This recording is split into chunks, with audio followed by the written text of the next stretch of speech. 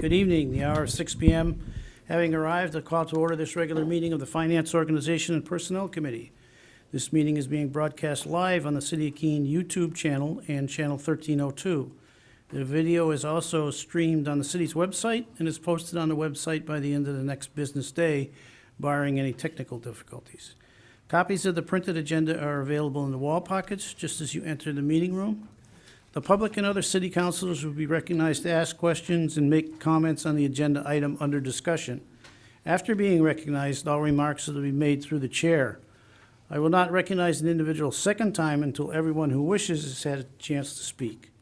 Anyone who wishes to address the committee is asked to go to one of the microphones in the room and identify themselves by name and address prior to speaking. Written comments from the public will be accepted at the city clerk's office until Tuesday at 1 p.m. Our minute taker is participating remotely. Committee members and those speaking, please be sure to turn on your microphone when speaking. And if the minute taker cannot hear, they'll ask you to speak louder or turn on the microphone. That being said, we have 10 items on our agenda this evening. And the first one has been sent to us from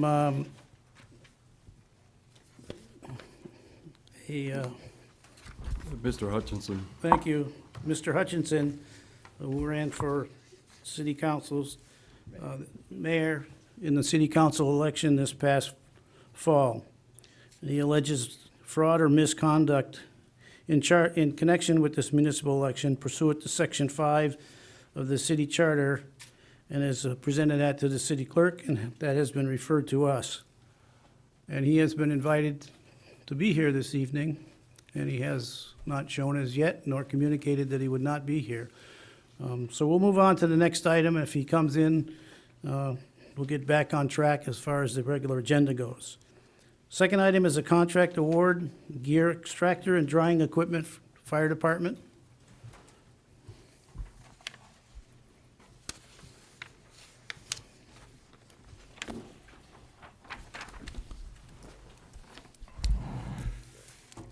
Good evening, Don Farquhar, Fire Chief. First item I have is for a gear extractor and a dryer. It's a CIP item. Currently in that CIP line item is $45,000 allotted. Through a competitive bidding process, we have a bid we'd like to propose for acceptance, and that bid came from Daniels Equipment, which is up in Auburn, New Hampshire, and we have a quote for $39,825. That's both a large gear extractor washing machine to wash the turnout gear, and also dryer to dry said washed turnout gear. This would replace the extractor or washing machine that's at Station 2. That unit is likely pre-Civil War. We've been keeping it going with duct tape and some lawnmower parts for a while, so we're grateful to have this money to replace it. Some notable things for this purchase: it's portable. The older units used to be affixed, which had a larger installation cost. So if we're ever in the position to move out of that station, these units can come with us. The contract, the full award contract, contemplates installation. It has a 5-year service contract to hopefully keep some pressure off of our operating budget. So offer that bid for, or quote for $39,825 for acceptance. Questions from members of the committee? Any comments from the public? Oh, we have a city councilor back there, too. No?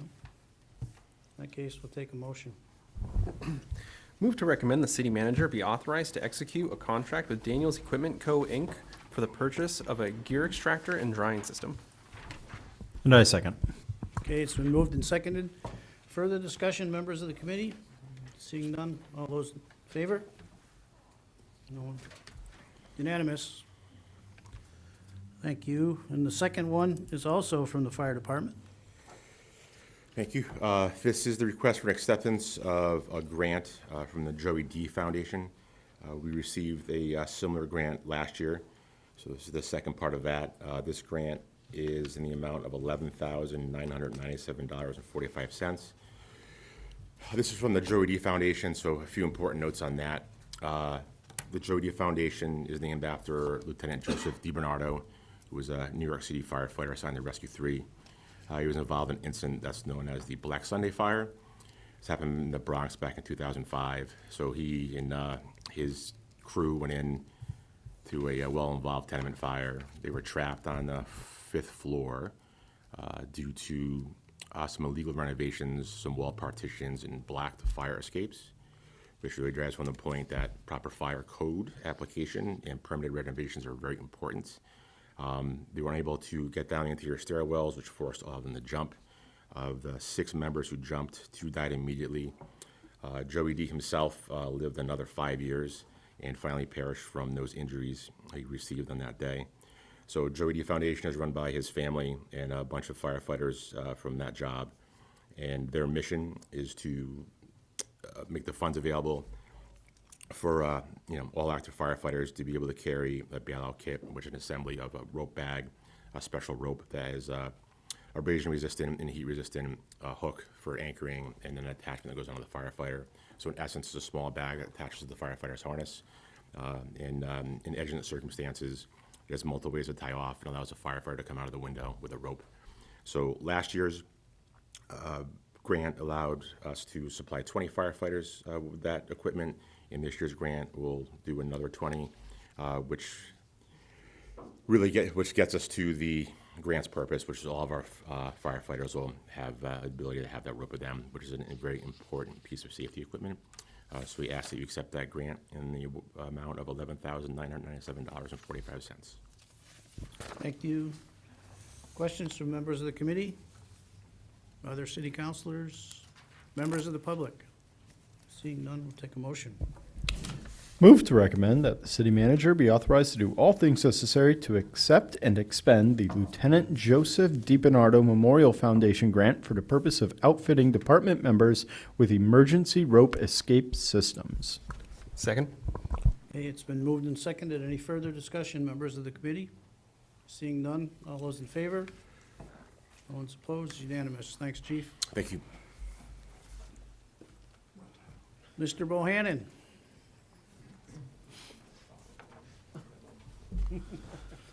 Thank you, Mr. Chairman, the members of the committee, Andy Bohannon, Parks Recreation Facilities Director. Before you is pretty straightforward. The lease currently utilized for Suite C at 12 Gilboa Avenue is coming to an end at the end of this month. I think it's January 3rd. And so we're just looking to extend this through the end of the senator's term, which would be 2027. So what happens with this particular lease, we get the lease conditions from the Sergeant of Arms at the U.S. Senate, and it comes to us, we review it and send it back and execute it on that front. So they've been a tenant with us since 2011 and are in good standing. Questions, members of the committee? City councilor? Public? Seeing none, motion. Move to recommend that the city manager be authorized to do all things necessary to negotiate and execute a lease renewal with United States Senator Jean Shaheen for the office space located at 12 Gilboa Avenue, Suite C. Second. It's been moved and seconded. Any further discussion with the committee? Seeing none, all those in favor? No one's opposed, unanimous. Thank you. Thank you, Andy.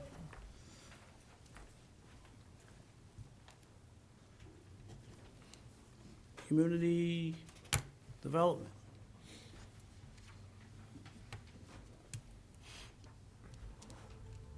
Thank you, Mr. Chair. Mary Brenner, Senior Planner. So this item before you tonight is in regards to the Master Plan Update Project. The City Council has already appropriated funding for this project through the Capital Improvement Program. And in preparation for the Master Plan Update, which is scheduled to start in 2024, a request for qualifications was released in early October. In response to that, we received 5 proposals, all from very qualified firms. The selection committee had a really hard time deciding, and so the committee decided to interview all 5 firms and And after the interview and doing the scoring, we actually had a three-way tie.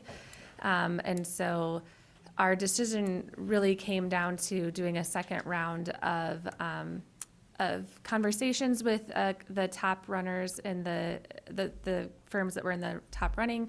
And it really came down to the community engagement proposal. And so we are recommending that this committee recommend to City Council that the city manager be authorized to do all things necessary to negotiate and execute a contract with Future IQ, which is the firm that came out on top. But a very close second was FHI Studios. We're asking that if, in the event that negotiations with that first firm don't work out, that the city manager would be authorized to negotiate and execute a contract with FHI Studio. I do want to mention, though, all of the proposals that came in were above the project budget that we have currently. So I believe in total, through the capital improvement planning process, there's $90,000 allocated for the project, and all of the proposals came in at a range of between $160,000 and $175,000. So we're recommending that the amount be $160,000. And then you'll see later on your agenda tonight, there's a resolution that would appropriate additional funding to get to that $160,000 figure. What's that? Yeah, so I think that number 10, which is related to the funding for this contract, we might want to take that item first before making a motion on awarding the contract, just because it is contingent on that funding. Ah. Okay.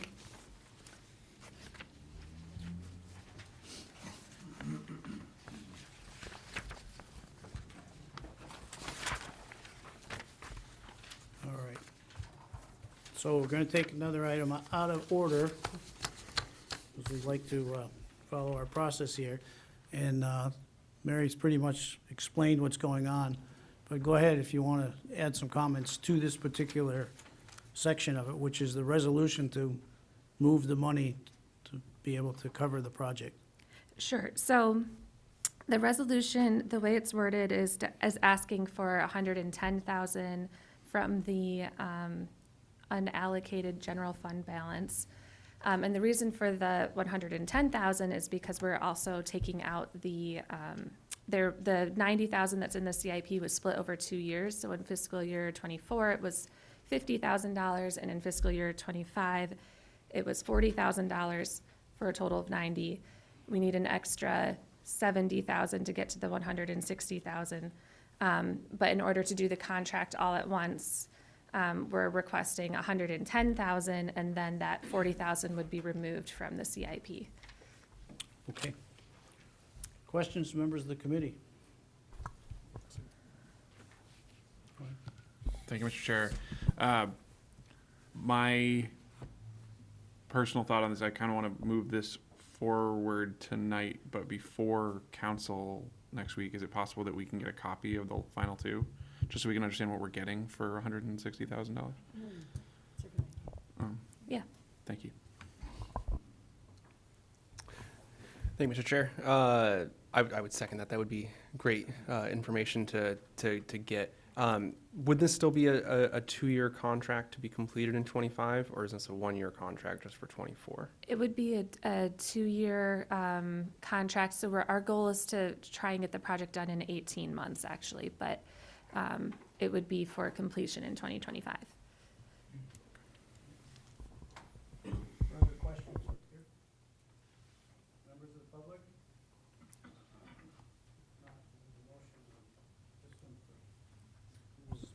Move to recommend the adoption of Resolution R 2023, it's 42, yep. Second. Moved and seconded. Any further discussion? Thank you, Mr. Chair. Just a quick comment.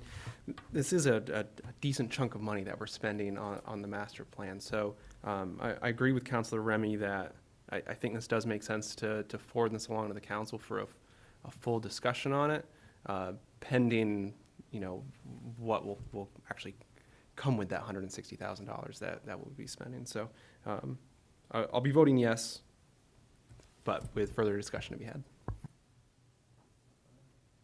Thank you, Mr. Chair. It may be worth it to present that to the council next week instead of doing it as a email and just run it through at the beginning. Not to speak to what that should be, but it may be worth thinking through what that's going to be because it's a lot of money. So, thank you. Any further discussion? Okay. All those in favor? Anyone opposed? No one's opposed. That's unanimous. Now we go back to the first motion, which has been explained to us by Mary. Any further discussion or questions for Mary? In that case, who's up here? Should we ask the public? I didn't I? But I will ask again unless something's come to mind to anyone. Any further questions from the public? In that case, whose motion? I think it's mine. Move to recommend the city manager be authorized to do all things necessary to negotiate and execute a professional services contract with Future IQ for master plan consulting services for an amount not to exceed $160,000. In the event that negotiations with the preferred vendor are not successful, the city manager is authorized to do all things necessary to negotiate and execute a professional services contract with FHI Studio for an amount not to exceed $160,000. Second. Moved and seconded. Any further discussion, members of the committee? Seeing none. All those in favor? No one's opposed. It's unanimous. Thanks, Mary. And item number 6, relating to the life safety permit inspection fees. Ordinance 2023-20. Chief?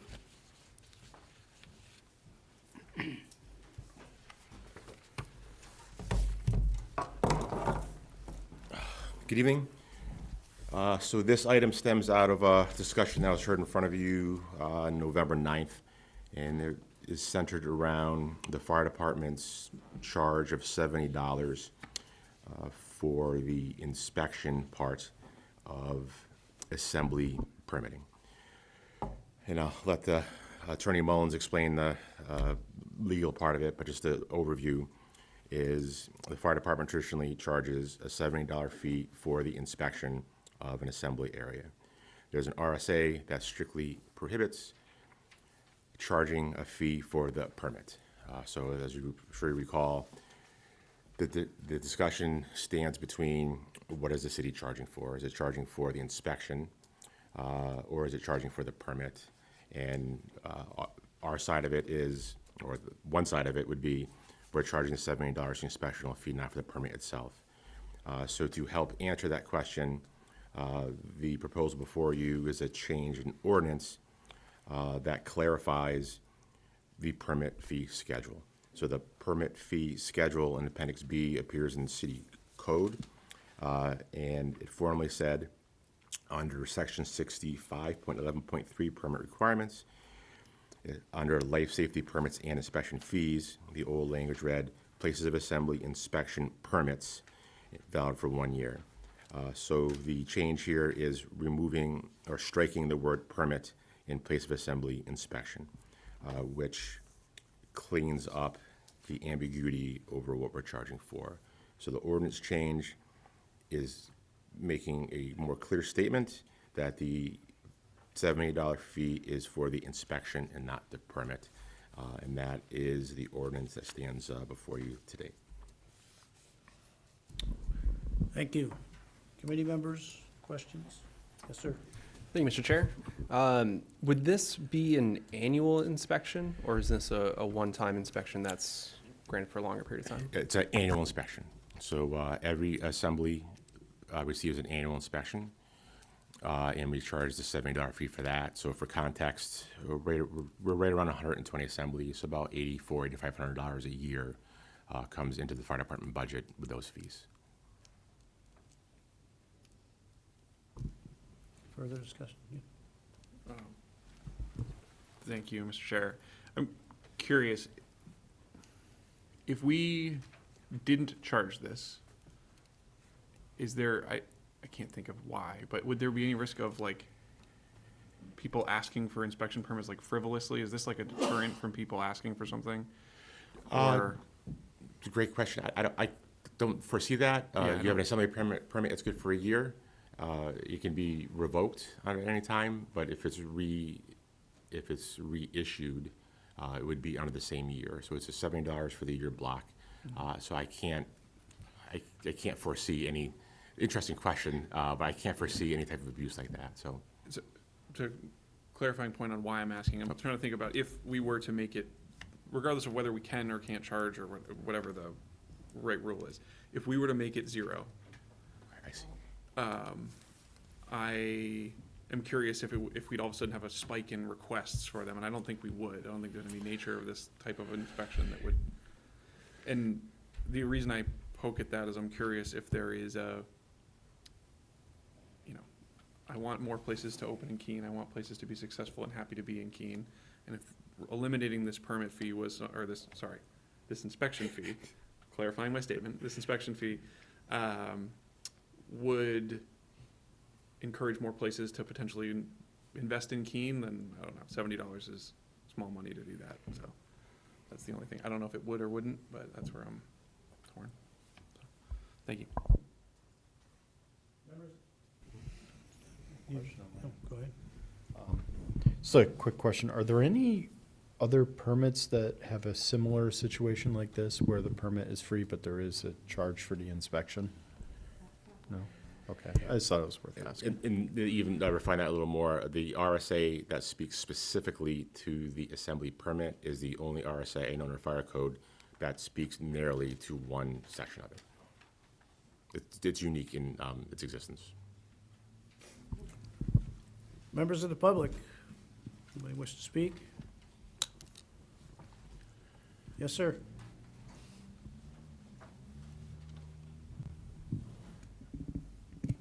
Toby Towsley, 500 Washington Street in Keene. In front of you tonight is our request from the fire chief to authorize a new fee.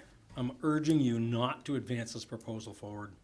I believe it would be irresponsible for the city council to authorize the fire department to charge any new fees until a complete, comprehensive review of all fees charged by the department and how those funds are spent is completed. Make no mistake, there is an extreme life safety threat looming over the city right now due to the mismanagement of the fire department and the misapplication of collected fees. Over the last year, I've received several messages from whistleblowers within the fire department regarding the collection of fees, the misuse of collected fees, the failure to provide services, and unfair discount of permit fees depending on who you are. Yes, you heard that correct. Different fees for different people for the same permit. Although I don't take this lightly to bring this matter to your attention in such a public forum, I have been contacted by the great men and women of our fire department, including those at nearly every rank. Over 400 master fire alarm boxes exist in the city of Keene. These boxes are required by city code where a building has an occupancy of more than 300 people. The boxes are owned by fire department and are to be maintained by the fire department in accordance with NFPA 72. These master fire alarm boxes are important and critical to life safety in the city, as they send a signal to fire dispatch automatically when a fire is detected at a building. If these boxes are not functioning properly, a fire can burn in a building without the fire department ever knowing. As we all know, in life safety, seconds count. An annual fee of $408 is charged to building owners for maintenance and inspection of these fire alarm boxes. I know because I pay for one. However, the annual maintenance and inspection of these boxes and the system that ties them all together hasn't been happening. In fact, entire circuits are believed to be non-functioning. In other instances, master alarm boxes have been found to be disconnected, non-functioning, in a state of disrepair, or otherwise useless. My alarm box has had neither inspections nor maintenance in more than 2 years. To put this in perspective, previous to 2020, I had a third party monitor my system. They inspected every 6 months, religiously, for decades. I can't stress enough how catastrophic such a failure of this system could be in terms of life safety. Not just my building, but all buildings in Keene. One whistleblower told me that, quote, "It is just a matter of time until a building burns and it is discovered that the master alarm was not functioning," unquote. Within the last few months, a potential disaster was narrowly avoided. A fire alarm system was activated at 1 Butler Court, That's the Owl's Nest Dormitory down at Queen State College. But after the building's fire alarm was going off for quite a while, the fire department never responded. College students got annoyed by the fire alarm. They finally called 911 to report the alarm. Upon arriving at the scene, they found the master alarm box for the building was non-functioning, filled with insects. The box seemingly hadn't been serviced in years and was non-functioning. Had this been a real fire, the damage and loss of life could have been catastrophic. Now, it might be argued that more staff is needed to rectify this instant issue, but let me assure you that's not the case. Previously, there was a full-time lieutenant position allocated for the inspection and maintenance of these master alarm box systems. But Chief Fakora filled that position with a person with no training nor any knowledge of the master alarm system. However, there are people within the department who do have the knowledge and capability to inspect and service the system, but they're only permitted to do so on an overtime basis and only when authorized by the chief. The less pressing side of this issue is the economic one. The fire department is collecting nearly $200,000 annually from building owners like myself to inspect and maintain this system. But neither inspections nor maintenance is occurring. This sort of fee collecting without providing the service is the kind of behavior that breeds mistrust within the government. The fact that this is also tied to the maintenance of a life safety system further exasperates that mistrust. For my circumstance, I had a perfectly good working system with regular inspections and maintenance, yet I was forced to change to the master box system. Now I'm paying for something I can't even be sure works. In front of you tonight is a request to authorize the fire department to charge a new fee. Frankly, it would be irresponsible of this committee to even consider allowing the fire department to collect new fees when it cannot demonstrate prudent and responsible spending of those fees it currently collects. For that reason, I ask you to place this matter on more time and instruct the city manager to investigate the issues I brought to your attention tonight. If there's one role you all have over everything else, it's to ensure public safety. I know you guys all take that responsibility seriously and do the right thing. Thank you. Thank you. Further comments on the permit fee that we have before us? Jared Goodell, 39 Central Square in Keene. Good evening, Mr. Chair and members of the committee. The matter in front of you tonight, in my opinion, is one that does not require the committee to consider much more than just the plain text of the law. And in this case, the law is clear. Assembly permits are to be issued without charge.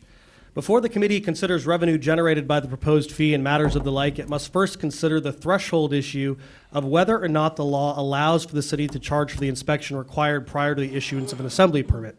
Now, as Attorney Mullins has shared with the committee during other hearings relating to this matter, where the language of a particular statutory provision is at issue, you must focus upon the statute as a whole and not on isolated words or phrases.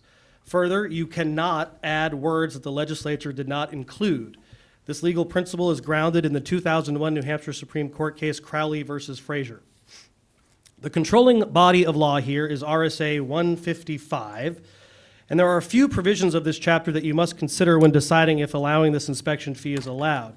The first is RSA 155:19, which states in a relevant part, a permit shall be obtained from the licensing agency by the owner or operator of any place of assembly. Such permit shall be issued without charge for 1 year from date of issue. The last sentence of this paragraph reads, no permit shall be issued by the licensing agency until the provisions of this chapter have been complied with. Here, there are a couple sentences that you must take note of. One being that the assembly permit shall be issued without charge, and second, that the permit shall not be issued until the provisions of the chapter have been complied with. That last sentence is important because the other provisions that you must consider is RSA 155:34, which requires that the licensing agency to inspect or cause to be inspected each place of assembly. Here, it is clear that a requirement that a place of occupancy must be inspected by the licensing agency before it can obtain an assembly permit. The provision is important and is key to the threshold issue for you to consider. We've already established that when the legislature prepared this body of law, they intended for assembly permits to be issued at no charge, and you all agreed with that. The legislature also made it a requirement that the licensing agency inspect the proposed assembly. In other words, you cannot obtain an assembly permit without an inspection. That's in the law. The legislature understood that an inspection was part and parcel to the issuance of an assembly permit, and they clearly intended that the issuance of the assembly permit would be at no charge. The legislature has already made this decision way back in the 1940s.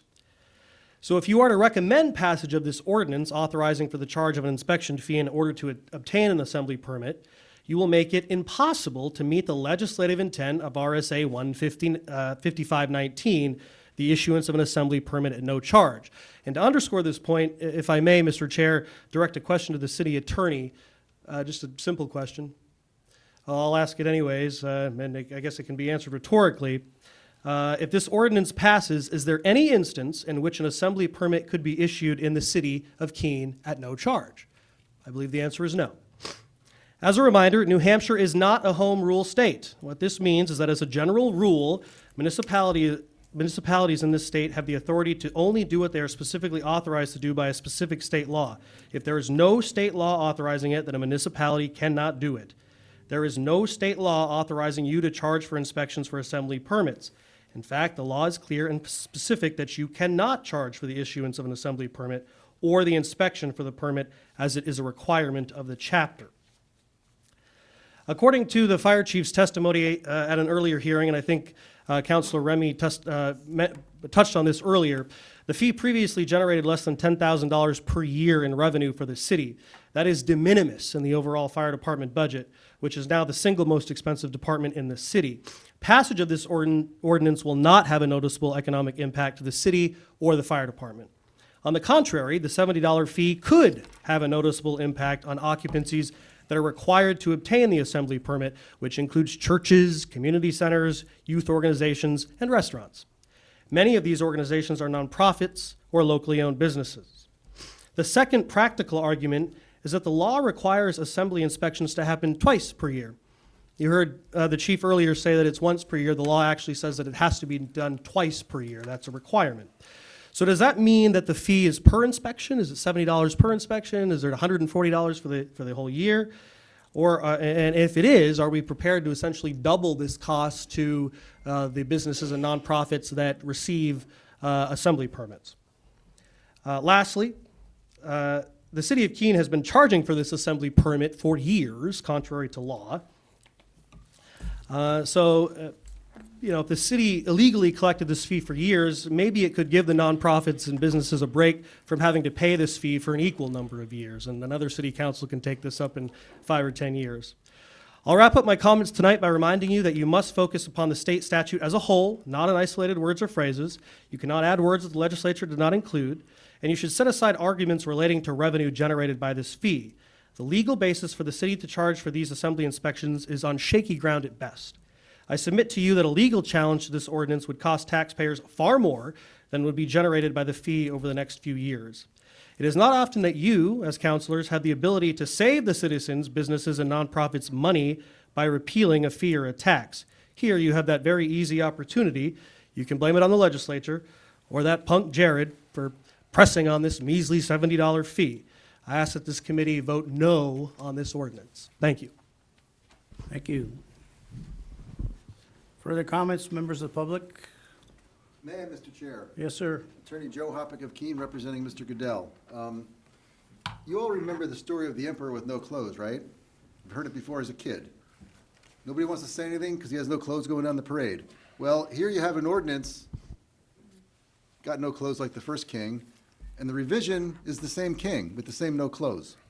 So what you have here is a statute that says 155-19, such permit shall be issued. What does be issued mean? You issue a permit. What do you do to issue a permit? You have an inspection. You have to comply with the fire code. You have to do all the things that the inspector requires you to do to get the permit of for a place of assembly. So that word shall be issued, that phrase rather, encompasses the inspection required by section 34 of 155, which requires the inspection. You have to pass the inspection. So Mr. Goodell is correct about the statutory interpretation language he provided you, and you should not adopt an ordinance that allows the emperor to be naked.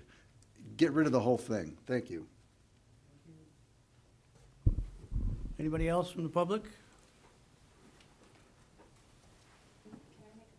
Yes, ma'am. I just want to make a general comment. Some of the comments this evening were directed at the fire chief, and He did not put this original fee in place. He is not advocating for it. We are cleaning up some language that was brought forward to us, and it is a relatively small fee. And so I just want to go on the record that there were a lot of comments made tonight that were a little bit disturbing, and the comments that were directed at the chief, I think, were unfair because he is not forwarding this to you. It's something that's been in place for quite some time.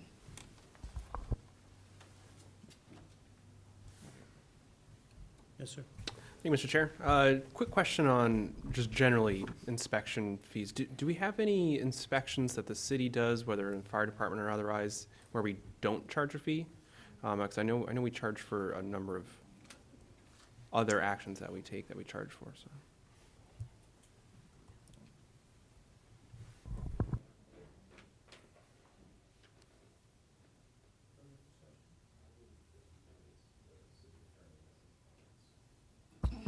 Quite frankly, both parties have made their comments previously. The city has a different position from Mr. Goodell and Mr. Hoppick, and from my perspective, you know, I think that the position that we set forward before, especially looking at the fire code, which is incorporated into this chapter, into this title, gives you another answer for it. Most of the major cities in New Hampshire all charge for a fee for inspections.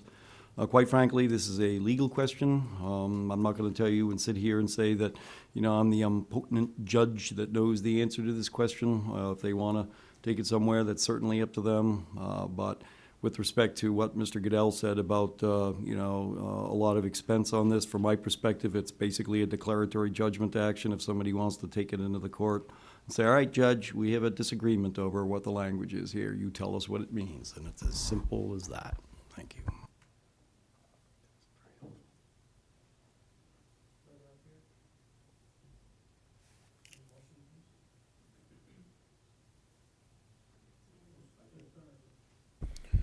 Move to recommend the adoption of ordinance O 2023-20. Second, but I do have a question. Thank you, Mr. Chair. For matter of practice, if we were to want to not charge this fee, it wouldn't be to vote this down. It would be to, because voting this down would leave in place the current ordinance. It would be to modify or to amend this ordinance to strike the $70 fee. Yes. And to clarify that there is no charge for an assembly permit or an inspection. It would be better to amend the ordinance to do Because that. striking it down would leave it standing as it Striking it is. down just leaves us in the same spot. Okay, thank you. Just for the interest of seeing who thinks what on it, I'm gonna make a motion to amend to see what people think about it. My perspective on it is, I don't have any challenge on whether we're allowed to or not. I think we're allowed to charge for the inspection, but at this point, given the fact that it is very gray in how it's defined in the state piece of, like, it is, to your point of, it's a disagreement and both sides are seemingly have an argument on how it's written. I think it's been valid, but if it's, I don't know, for the de minimis amount to the point, I don't think it's worth fighting the fight on it. I think it'd be good to incentivize more people to open businesses and open restaurants, and if this little bit helps.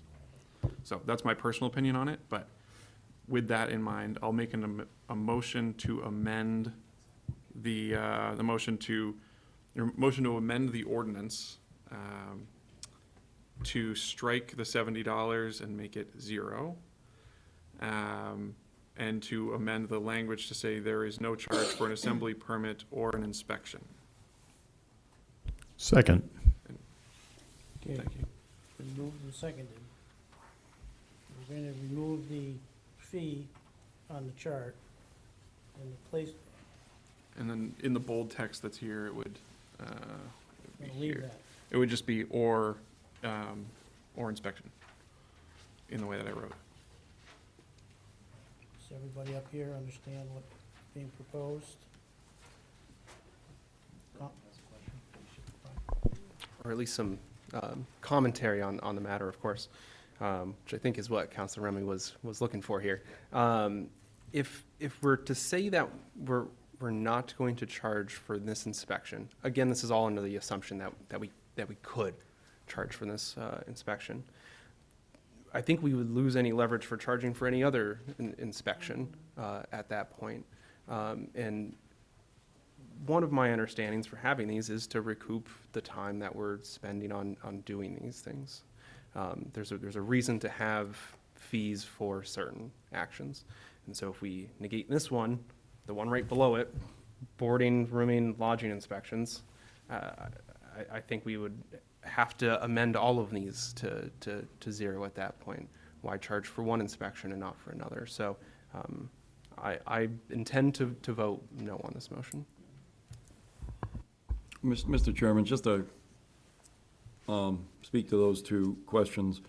The first one is back to the last point. I don't think this has any other effect on any of the other fees, without due respect to the counselor. This one really is an oddity. As we have talked about before, it was originally enacted into the statute in, I think it was 1943 or something. It hasn't really changed since.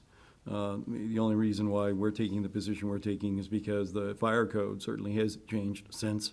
So I don't think it would have any particular impact on any of the other fees.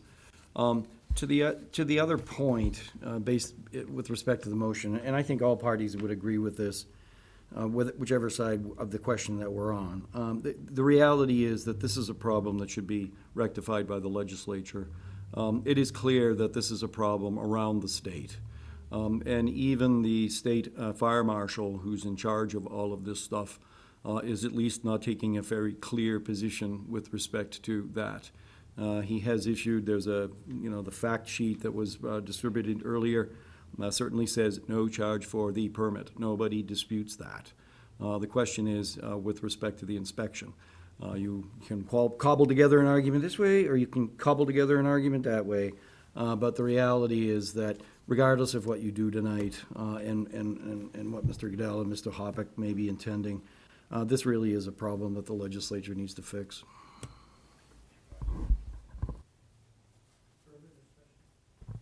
Just to clarify very briefly, Mr. Chair, that I'm not saying that we would necessarily legally have to remove all of them, just that from the stance of being the ones making the laws, I think we, at a point of consistency, we would have to review, I think, how we charge for inspections or fees in that manner. So that's all I was saying there, not that we would legally be required to do so. But thank you for the clarification, City Attorney. Okay, we're speaking to the amendment. We've had discussion up here. Any public discussion on that item? Seeing none, we have the motion and we have it seconded. All in favor? Those opposed? 2 to 3, 3 to 2, no matter how you look at it. So that motion fails, amendment fails. Any further amendments? Not a further amendment, just clarifying, at this point, if that amendment having failed, this language is much cleaner regardless than what was in there before, so I would move forward with it no matter what. Okay. Thank you.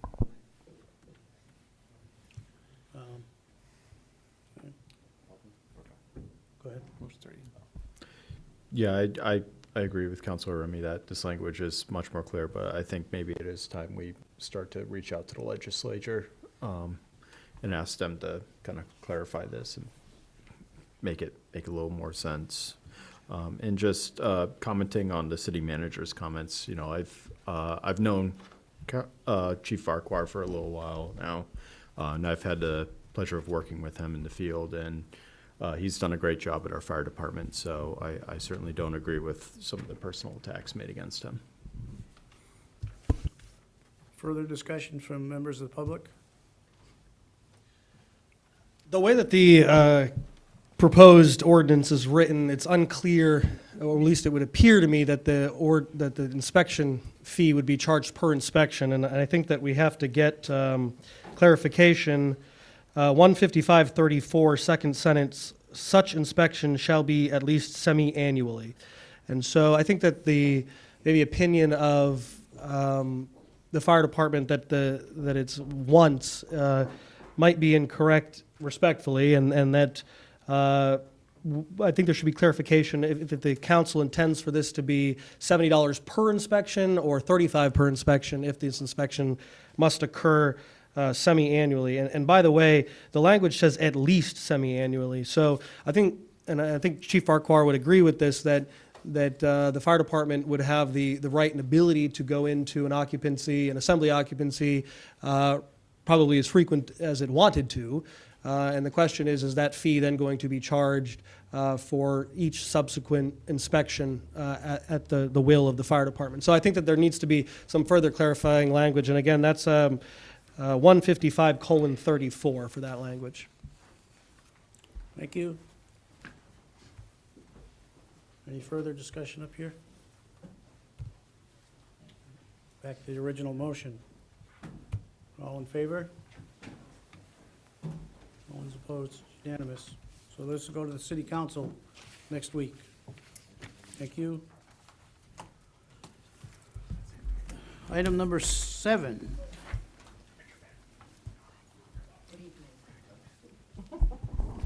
I think that's me.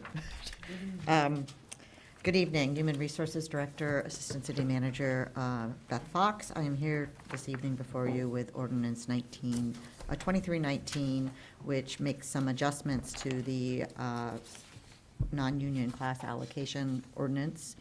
The adjustments are proposed to consider compression, equity, and current market conditions, as well as advance the city's ability to recruit and retain organizational leaders.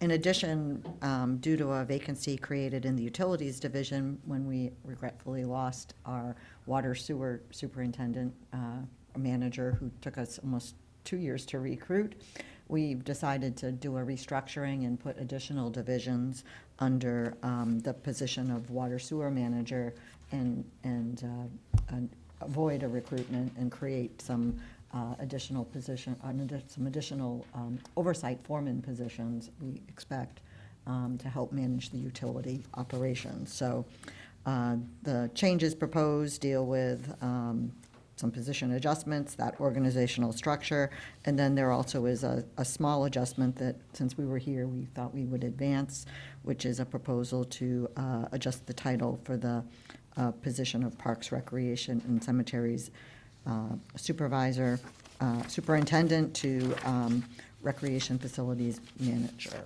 So in looking at this, we looked at data that was readily available to us through NHMA to assess some of the adjustments that were proposed. And I would ask that, because we do have some recruitments that we need to do in these positions, you move this forward. And I'm happy to answer any questions for the group.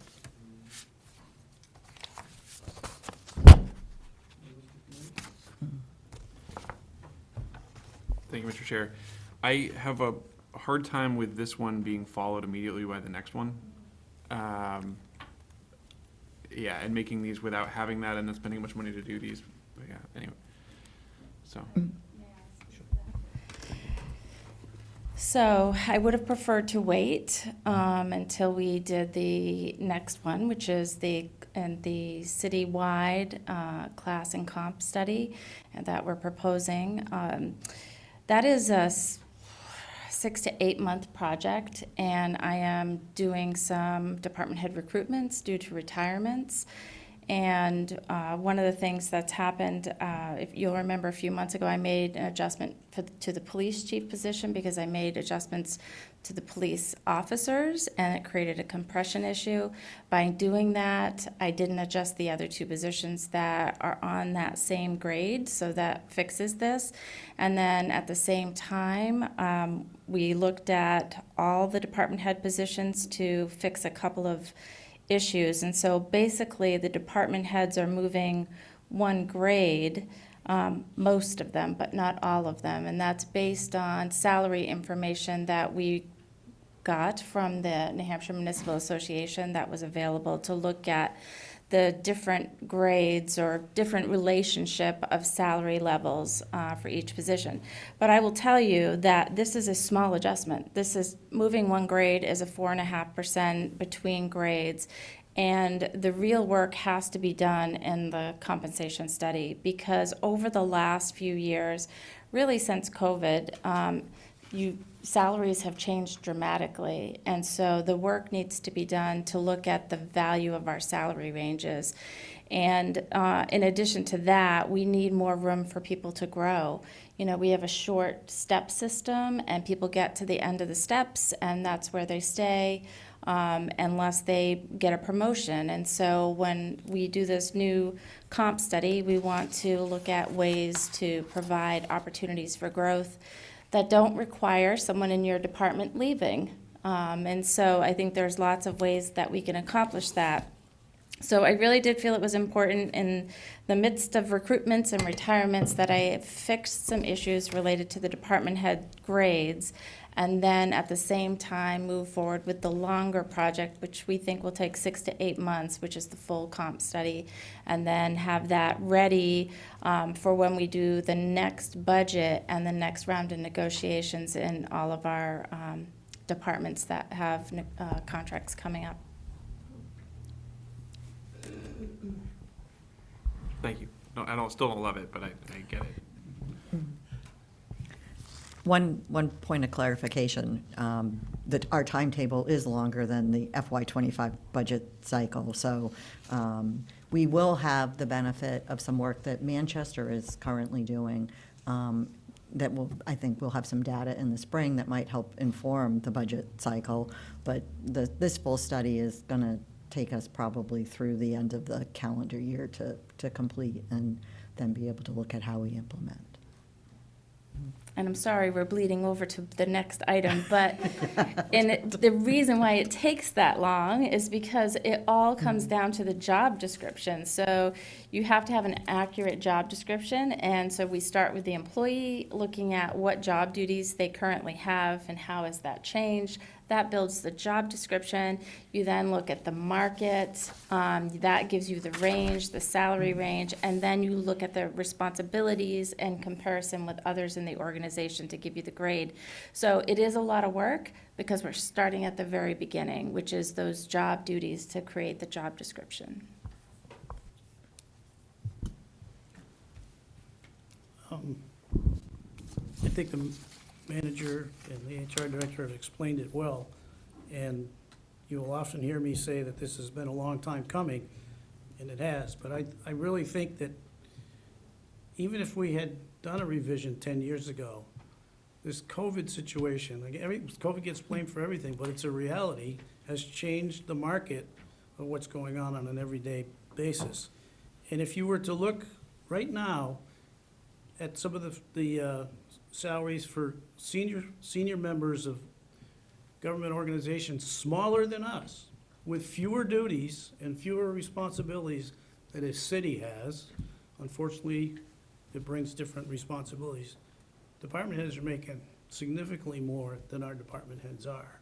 So if this is an attempt to at least get it running in the right direction, particularly in a time when we're gonna be recruiting a lot of folks. It's just the nature of our business.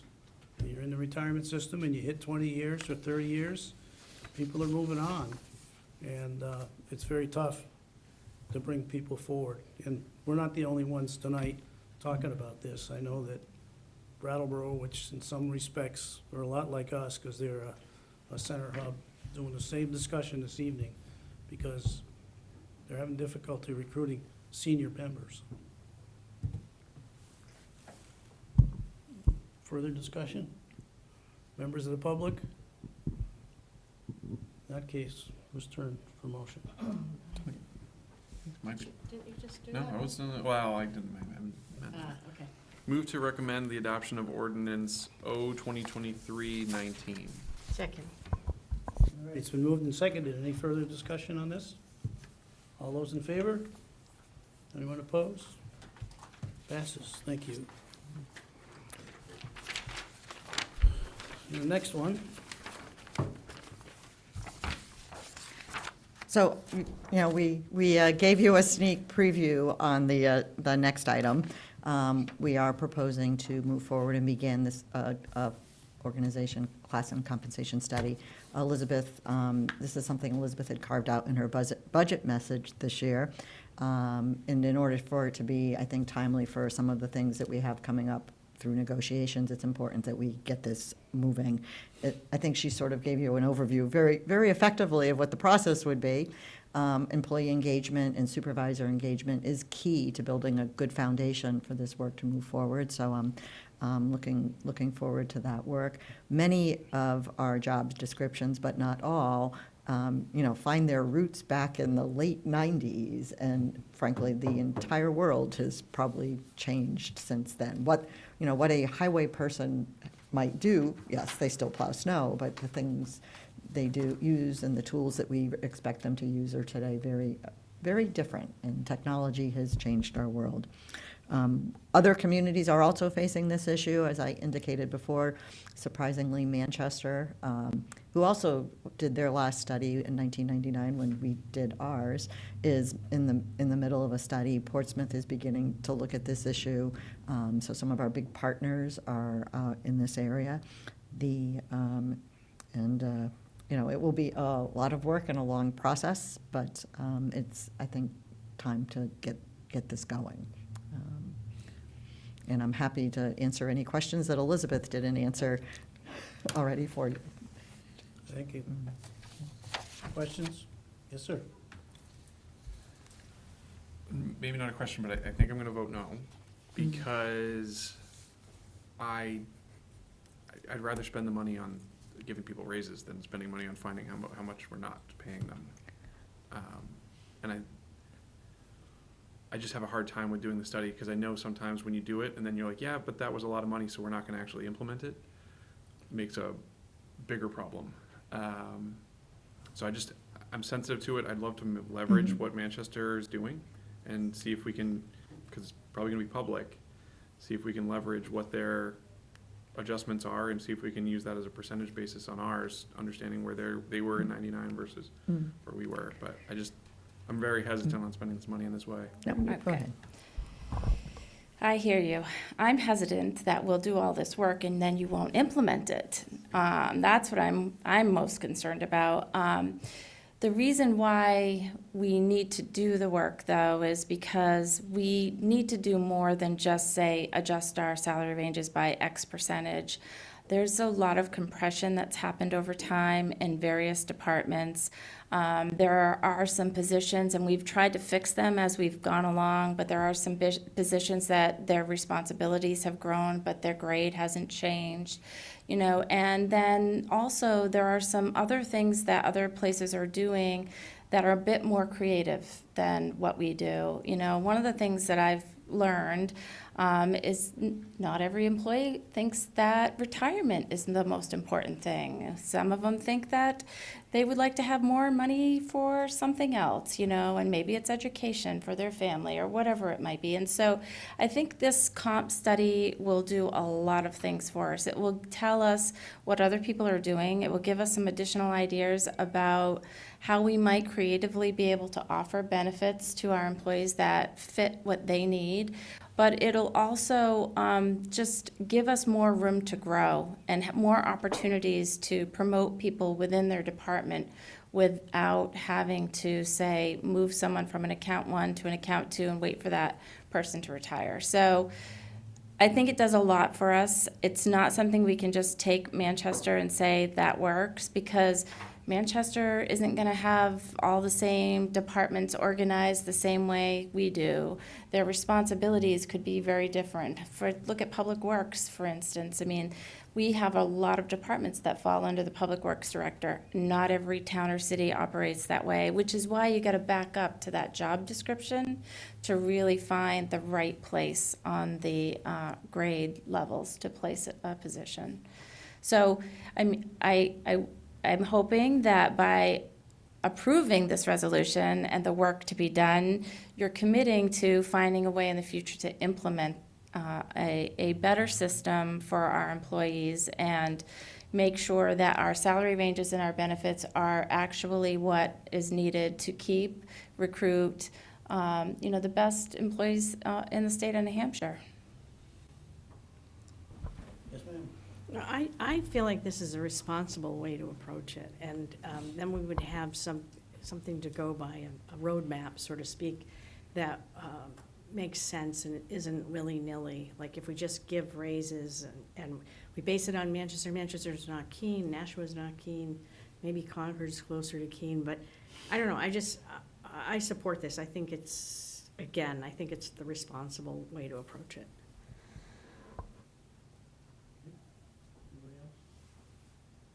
Motion, please. Is it really? Okay, so we are back at number 8, right? Yep. Sorry, I just had to, lost my place here for a second. Move to recommend the adoption of Resolution R-2023-40.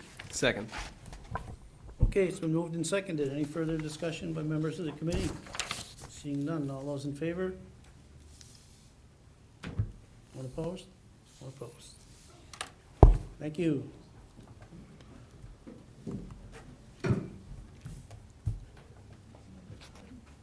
Short timer. Good evening, Mr. Chairman. Carl Blomquist, Assistant City Manager, Public Works Director, Emergency Management Director. Good evening. I guess just a comment here. I know you just spent a lot of time on the previous discussion. Personally, maybe this will help you a little bit. I was promoted to Public Works Director in December of 1994. I topped out in 1999. So, I look at what I do today versus what I started doing in 1999. It's a little different. So, I think there's only 2 of us who were here when the last work was done, right, Counselor Powers? So I was in can't. middle school.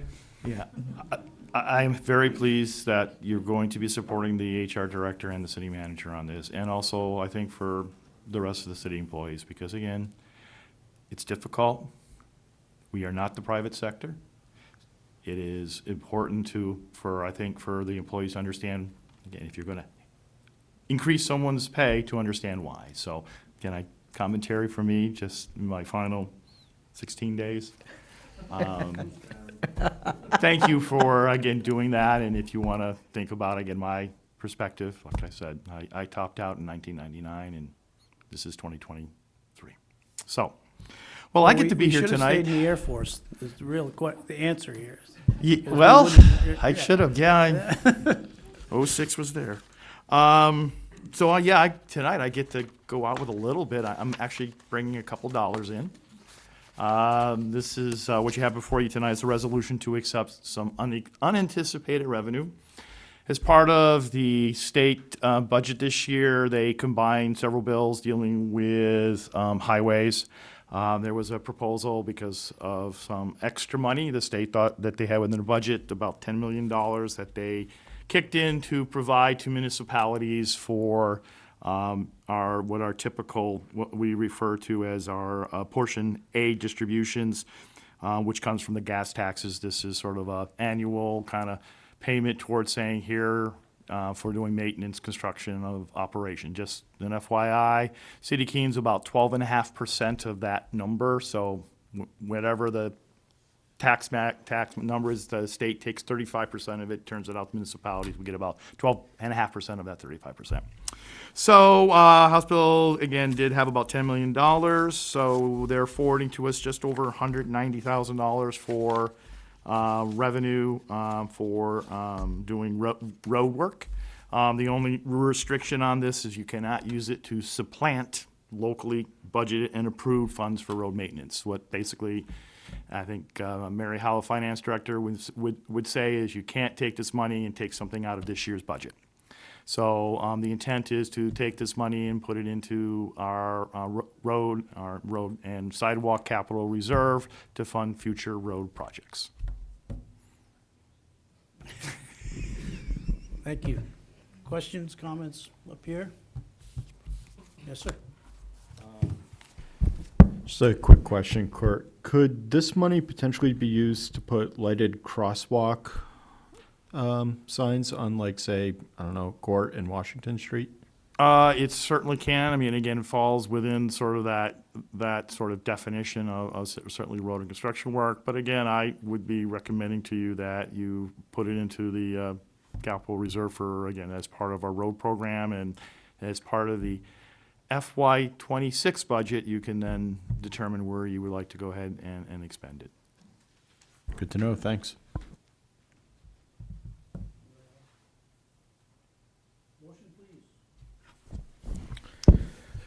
Is it me or you? It's me. Okay. Move to recommend the adoption of Resolution R 2023-41. Second. Moved and seconded. Any further discussion? Seeing none. All those in favor? No one's opposed, unanimous. Mr. Thank Chairman, thank you, and I guess one more liberty. I would like to Absolutely. say thank you to the Finance Committee and the Finance Committees before you. I've enjoyed it as much as this hot seat's been here, so, again, thank you, and I wish you well as you continue to guide the city. So, thank you. And thank you. Thank you, Court. What's the proper format to dispose of item number 1 on our agenda? Patty has actually texted me while we were meeting here to remind me that she did reach out, her office reached out to Mr. Hutchinson a number of times. Also sent him that memorandum that I had provided to you with respect to how we could go in this evening. There was some question about whether he thought it was a 7 o'clock meeting. It's now 10 after. Mr. Hutchinson, if nothing else, was always on time with respect to the committee meetings. So I think that the proper motion at this point would be to accept the communication as informational. It was gonna be here. Go ahead. I'll do it with pleasure. Not that one. Move to recommend the city council take no further action on the. No. No? He's got the one. Move to accept as informational. That has been Second. moved. Is there a second? Second. All right, moved and seconded. Further discussion? All those in favor? Anyone opposed? No? All right, we're adjourned.